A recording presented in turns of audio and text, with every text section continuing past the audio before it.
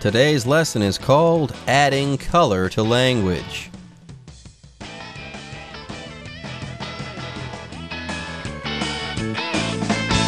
Hello everyone, my name is Jeff. I'm Roger, and today we're talking about color, adding color to language. And no, this is not an art class.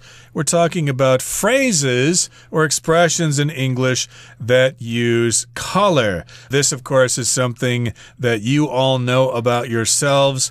You use color in the Chinese language all the time. I think there's a phrase in Taiwanese that means nonsense. Black and white talking, 黑白讲 or 欧北共, that means nonsense. And, of course, those are colors there, black and white. And I think I've also heard something about wearing a green hat or something. That means your wife is seeing somebody on the side. So, of course, you're no stranger to having color in your language. We're going to talk about color in the English language today. There you go. No one wants to be boring when they talk. You're going to want to add color to your language. If you only think very rigidly, if you see things in terms of black and white, you are going to be a very dull boy indeed. Yes, very often people see issues in a very simple way, or they want to express themselves as plainly and clearly as possible. And that's good sometimes, but sometimes you want to express yourself. And that's the idea here. You want to add color to your language. You want to make your expressions as rich as possible. Everyone has a vibrant and wonderful soul. No one's super and dull deep down inside of themselves. So why would you choose dull, boring words? Go ahead and add some color to your language. And yes, if you actually add phrases referring to color to your language, not only will you be adding color to your language, there'll be a literal element to what you're doing as well, which is always kind of fun. Anyways, folks, let's go ahead and take a break. But when we come back, we'll start reading from the first part of our lesson called Adding Color to Language. Adding color to language. The English language is rich with idioms, and many of the more interesting examples involve colors. The meanings of some are easy to understand, while others can be puzzling. However, they all have a fascinating background story. Hello， 大家好。第一部分我们看到的单字是 idiom， 这个字是名词，指成语、惯用语。例如It's raining cats and dogs is an English idiom used to say that it's raining very hard. 下毛狗雨是一个英文惯用语，用来表示雨下得很大。另外 idiom 除了上面的意思，还可以指音乐或美术方面表现的风格、特色。我们可以说 Miles Davis was a true innovator within the fusion jazz idiom.Miles Davis 是融合爵士风格的真正创新者。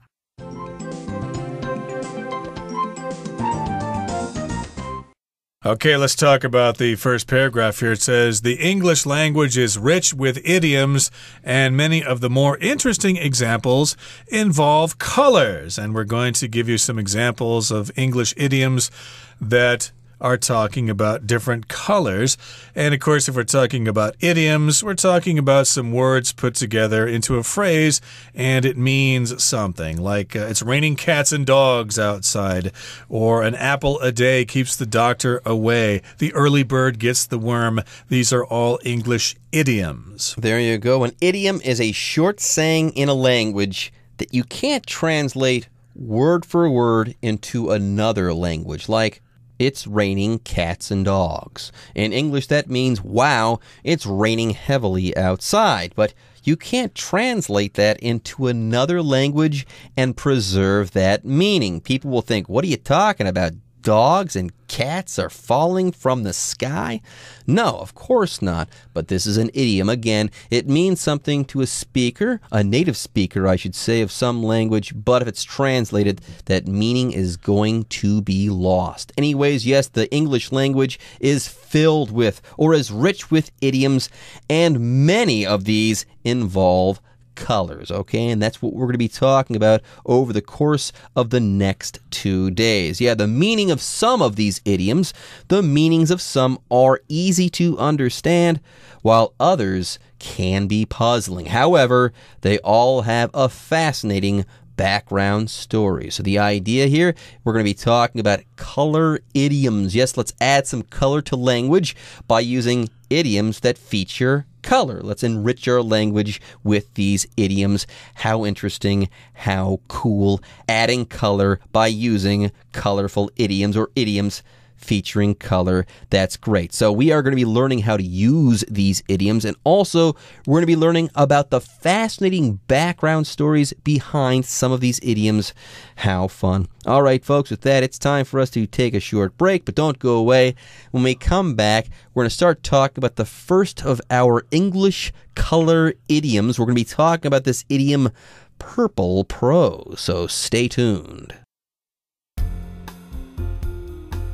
Purple prose.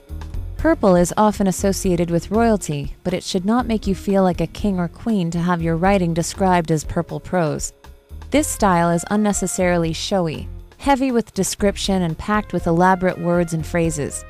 Purple prose exists merely to draw attention to itself, and thus it's often judged as bad writing. Where did this connotation of the word purple come from? During Roman times, people who were not nobility were considered to be showing off when they wore purple, lending the color its new shade of meaning.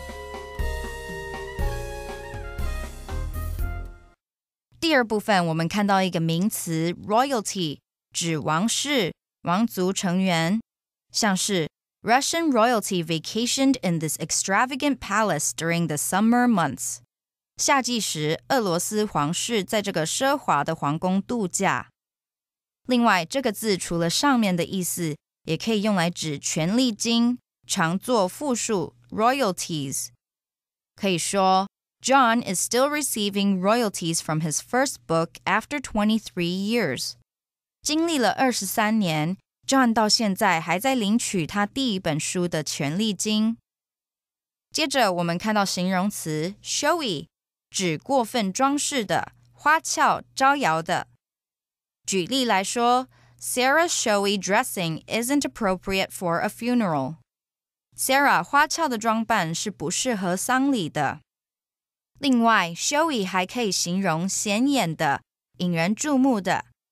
我们可以说 ，There's a showy landmark near the new shopping mall, so we won't get lost.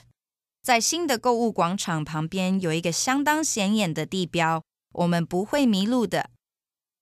再来，我们看到一个单字 connotation， 这个字为名词，指含义、隐含之意或言外之意。像是 It was clear that what Tiffany said had some other connotations. 很明显的 Tiffany 刚刚说的话是有别的含义的。接下来我们看到名词 nobility， 有贵族的意思。例如 In the medieval ages,Only the nobility were allowed to wear clothing of certain colors. 在中世纪，某些特定颜色的服装只有贵族能穿。另外，补充一个相关的单字 noble, N-O-B-L-E, noble. 这个字有以下两个用法。首先，可以当名词，指贵族。我们可以说 Fred comes from a family of nobles, but he acts like a regular guy.Fred 出生于贵族世家，但他的行为举止像一般人。再来，做形容词时，可以用来形容崇高的、高尚的。可以说 Many people described Ricky as a noble person after he risked his life to save his neighbor from a fire.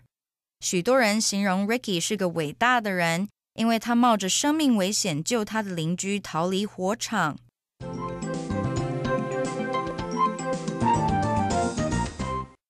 Okay, we could talk about all sorts of different colors and the idioms that come from those colors, but we're first going to concentrate on the color purple.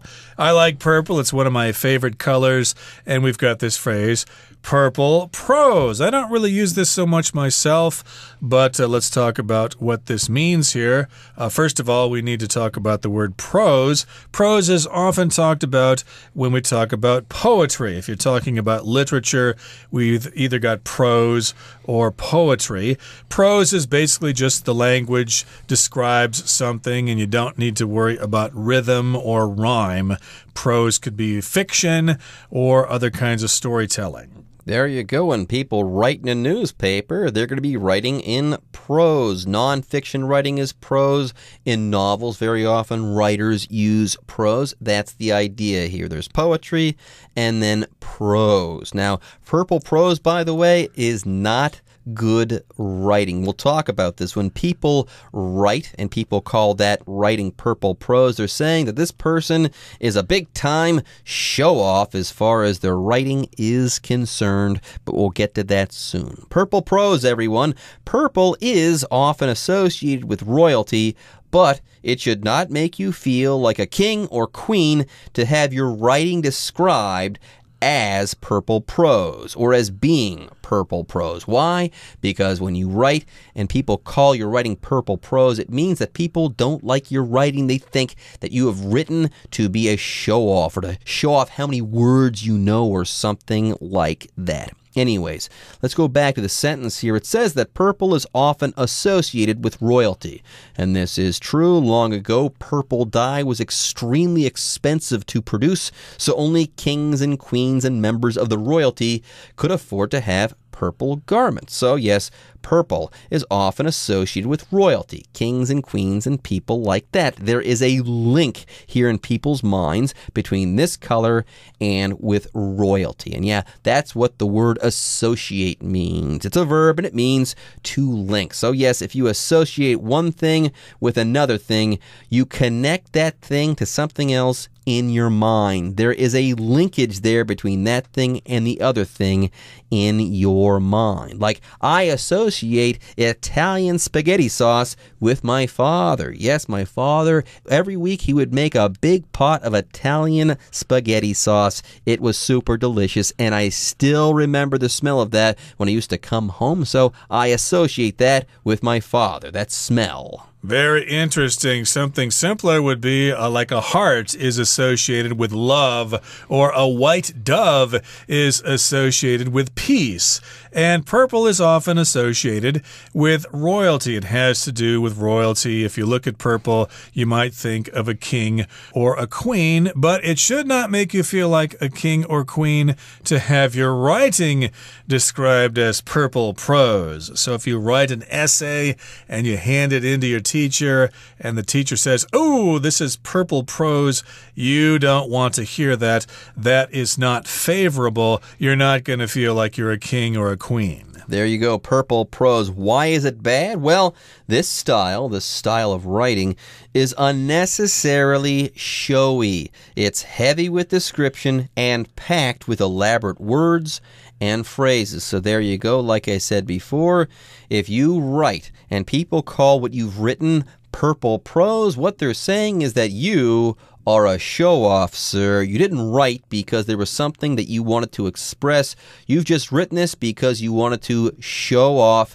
You are being showy. Yes, your writing isn't very good writing because it's heavy with description and it's packed with elaborate words and phrases, i.e., you wanted to show off how many words and phrases you knew. You were trying to pack everything that you knew into a piece of writing in order to show off. Anyways, here it says that if your writing is unnecessarily showy, that it's going to be packed with elaborate words and phrases. Well, what does this phrase packed with mean? It means filled with. Yes, if something is packed with something, it's filled with that thing. It's full of it. Now, there are many phrases that are similar to this phrase, to be packed with. You can also say that something is jammed with something or stuffed with something, etc. Now, there's more. This word packed can also be used as a suffix. You can hyphenate a word and then put that word packed at the end of that word. P-A-C-K-E-D.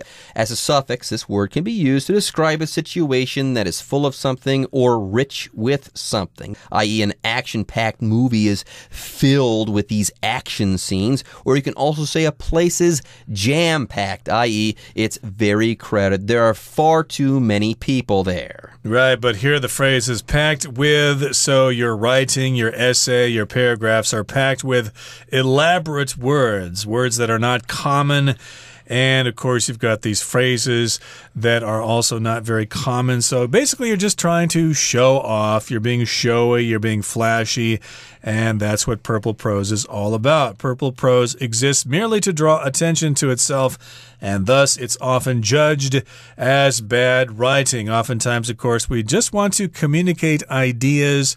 Some people, however, have studied for many years in school, and they are just dying to let other people know how smart they are, so they write these essays or they post things on the internet that are just too much. They've just got too many words and phrases in them. They're merely done to draw attention. Merely just means only. That's their only purpose. They're just done to draw attention for other people to go, wow, you are so smart. How could I be smart like you? Anyways, where did this connotation of the word purple come from? Where did this negative connotation come from? Because remember, purple was associated with royalty to begin with, and that's a positive connotation. So where did the negative connotation come from? Let's answer that question right now. During Roman times, people who were not nobility were considered to be showing off when they wore purple, lending the color its new shade of meaning. And this is kind of funny right now because there are different shades or hues of color, okay? You can have different varieties of the same color. Like the color blue, you can have sky blue and navy blue and midnight blue and baby blue. These would all be shades of color. But here we're saying that this color now has a new shade of meaning. So that's pretty cool. So here, when we're talking about a shade of meaning, we're talking about subtle differences or nuances in abstract, intangible things. Now, we can't really put our finger on the total meaning behind something, okay? There might be subtle differences of meaning in certain situations. So we can use this phrase, shades of meaning, in situations like this. And yes, it might be weird to be saying shades here. In this situation, okay, the word shade is a countable noun. If you're talking about the shade underneath a tree, that's non-count. But here the word shade is countable. There can be shade of meaning, or a shade of meaning, I should say, or shades of meaning as well. Okay, so that's what it means, all right. And we're going to move on now and talk about the next phrase that has to do with color. More specifically, it has to do with the color silver. Let's find out what this is all about right now. Silver bullet. The term silver bullet has its origins in folklore. According to the stories, there is only one way to kill monstrous creatures such as werewolves, and that's to shoot them with a bullet made from silver. In modern times, the expression has come to represent a seemingly magical one-shot solution to a difficult problem. For example, most doctors believe that regular exercise is a silver bullet for maintaining good health. 最后第三部分，我们看到单字 monstrous 这个字为形容词，用来指像怪兽的、丑陋残暴的。举例来说 In Karen's nightmare, she was chased by a monstrous cat with 3 heads. 在 Karen 的噩梦中，她梦到被一只3头的怪猫追她。又或者说 The thunder set off a monstrous stampede among the herd of bison. 打雷引发了北美野牛群惊骇乱窜。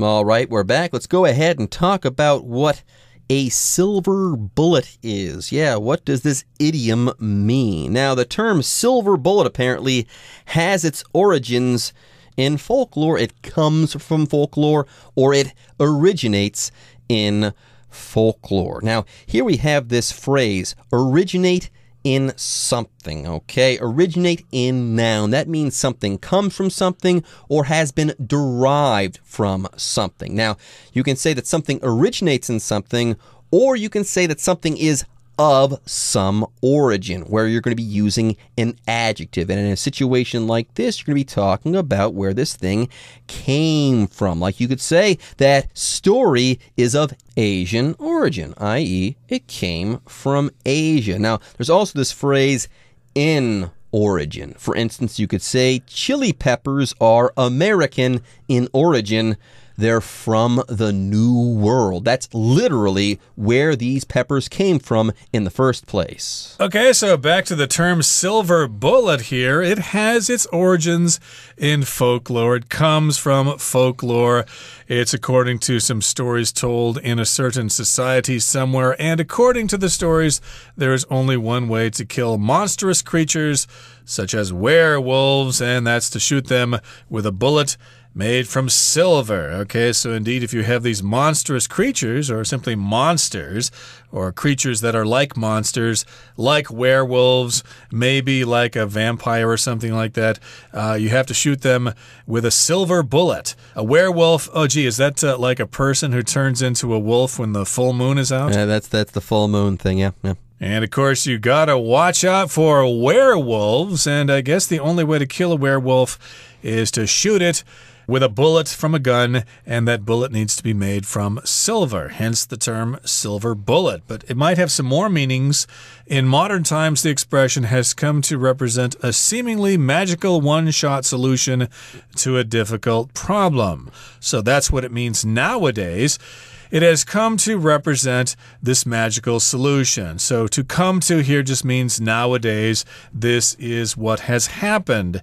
It now represents a seemingly magical solution, a one-shot solution to a difficult problem. For example, I could say, well, the problems with the company are quite complicated. There's no silver bullet to solve all our problems. There you go. And there's another example in our article. For example, most doctors believe that regular exercise is a silver bullet for maintaining good health. So, you want to be healthy? Here's one thing that you can do that will guarantee your health. Exercise regularly. Yes, engage in regular exercise. All right, folks, with that, it's time for our lesson to come to a close. But don't worry, don't fret. The Chinese teacher is on her way.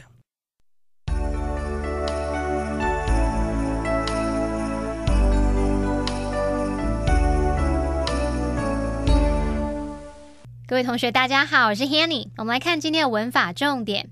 课文第3部分介绍到惯用语 silver bullet 银色子弹。根据民间传说要杀死像狼人那样的怪物，唯一的方法就是用银质子弹来射杀他们。课文就提到说 In modern times, the expression has come to represent a seemingly magical one-shot solution to a difficult problem. 在现代，这个用语演变成表示看似能够一劳永逸解决某个棘手问题的神奇方法。那这边有2个重点，第一个是come to 加原形动词呢，是用来表达逐渐怎么样，发展成怎么样。这通常是指经过一段时间后，事情逐渐演变成某个状况。例如 Her parents didn't like the dog at first, but they eventually came to consider it part of the family. 一开始他爸妈不喜欢那只狗狗，但最后他们逐渐把它视为家庭的一份子了。好，第二个要补充的是 one shot 这个形容词呢，它表示一次就有效的，一次就完成的，或是只有一次的。像课文里面的 one shot solution 就是表达一劳永逸的解决方式，立即有效的解决方式。好，另外当我们说 one shot deal， 一次的交易，这是什么意思呢？这常用来表达绝无仅有，只有一次的事物。那这边再顺便补充几个跟 shot 相关的用语。Shot 本来是射击，它引申的意思可以表达尝试、努力或是机会。当我们说 take a shot at something 或是 give something a shot 就表示尝试某事物。那在口语当中，我们常常会对人家说 give it a shot 就是鼓励别人去试试看。好，另外你还可以用 have a good shot at something 来表达有机会怎么样怎么样。例如 Our team has a good shot at winning 我们这一队很有机会可以赢得比赛。好，那最后再补充一下2个跟子弹有关的片语哦。第一个叫做 magic bullet， 字面上的意思是具有魔力的子弹，那它是用来指快速有效轻松解决问题的方法良方，就像我们说的万灵丹。如果你看到这个句子说 There's no magic bullet for something， 这就表示说某事啊没有快速有效的解决方法，某个问题并没有万灵丹。好，那么第二个用语是 sweat bullets。sweat 当动词表示流汗出汗，那同学们可以想象一下 sweat bullet 就好像你的汗喷出来都是像子弹一样，挥汗如子弹。当我们很焦虑或是心惊胆跳的时候，汗水会直流，会大量出汗，所以这个用语通常就是用来形容某个人极度焦虑，非常紧张，非常担心。像是 Daniel was sweating bullets while he waited to talk to his boss. Daniel 等着要跟老板讲话的时候，他非常的焦虑。好，以上是今天重点整理，我们来回顾今天单字吧。Idiom. Do you know any other idioms that have a similar meaning to this one? Prose. If you enjoy really elegant prose, I highly recommend this book. Associate. People have associated doves with peace for at least hundreds of years. Royalty. During our stay at the hotel, the staff treated us as if we were royalty. Merely. I didn't say you absolutely have to do this, I merely made a suggestion. Folklore. It's surprising how similar the themes are in folklore from all over the world. Monstrous. In the dark, even normal, everyday objects can seem to have a monstrous appearance to a young child.